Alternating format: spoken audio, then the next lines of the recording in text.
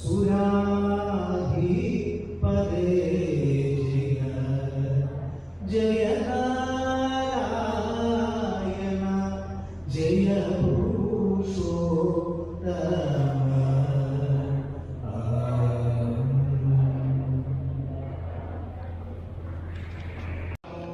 ഗുരുദക്ഷിണകൾ അതിന് സാധ്യമാകുന്ന ചില അസുലഭ മുഹൂർത്തങ്ങളാണ്. പക്ഷേ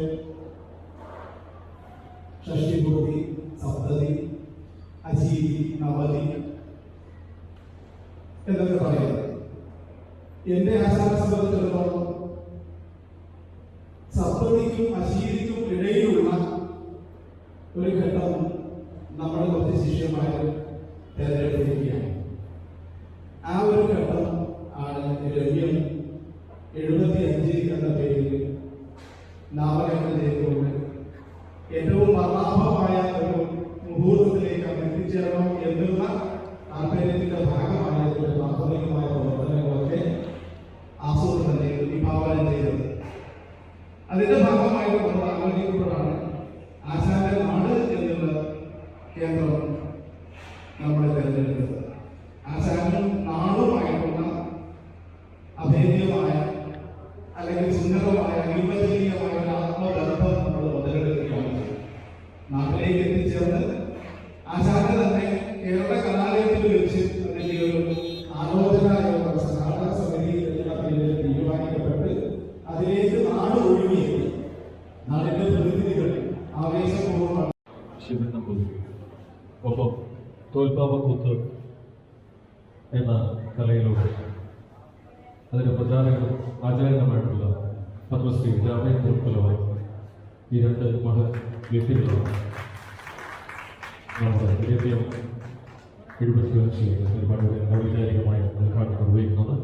അവരോടൊപ്പം നമ്മുടെ ഒട്ടനവധി കലാകാരന്മാരും സാമൂഹിക രാഷ്ട്രീയ രംഗത്തെ പ്രമുഖരും ഉദ്ഘാടനത്തോട് ചേർന്ന് രമ്യം 75 ഭാഗമായി നൽകുന്നു.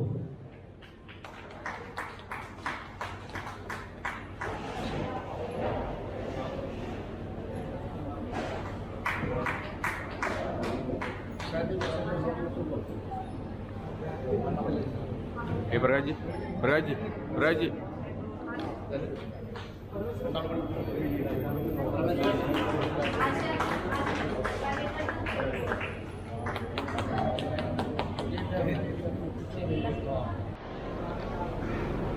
അദ്ദേഹത്തിന് ഒരു വയസ്സ് നിശ്ചയിച്ചു. സത്യം പറഞ്ഞു അറിയോ? ഇല്ല, അടുത്ത കൊല്ലാണ് ഞങ്ങൾക്ക് ഭാഗ്യ ഇക്കൊല്ലം അടുത്ത കൊല്ലം. അത് നിങ്ങൾക്കൊക്കെ അടുത്ത കൊല്ലാണ്.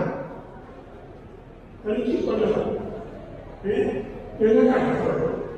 എന്തായാലും പറയാൻ കാരണം വയസ്സ് ഓരോ കൊല്ലം കഴിയുമ്പോഴും എല്ലാവർക്കും പോകുകയാണ്. ശരിക്കും സംശയം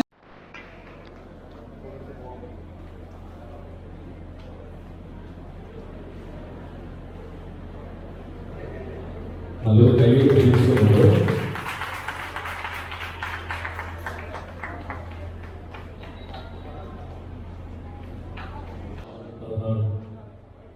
ആഘോഷത്തോടനുബന്ധിച്ച് ശിഷ്യരും സഹോദരികളും എല്ലാം ചേർന്ന് അദ്ദേഹത്തെ ആദരിക്കുകയാണ്. അതിന്റെ ഭാഗമായി അദ്ദേഹത്തിന് നൽകുന്ന ഉപഹാരം പ്രിയപ്പെട്ട കുടിയാട് ഗുരുനാഥൻ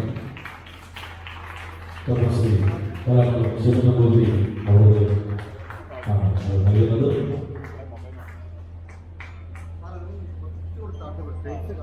തുടർന്ന് പ്രശസ്തി ഫലകം